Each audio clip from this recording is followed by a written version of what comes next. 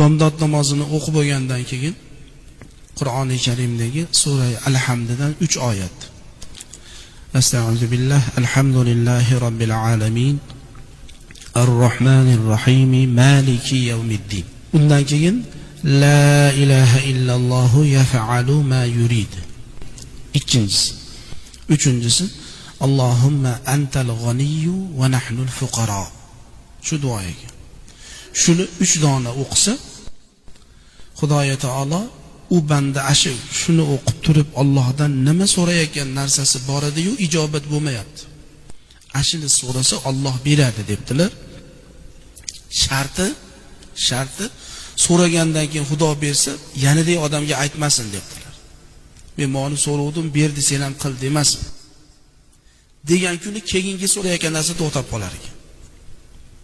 Tushuntira olyapman-a?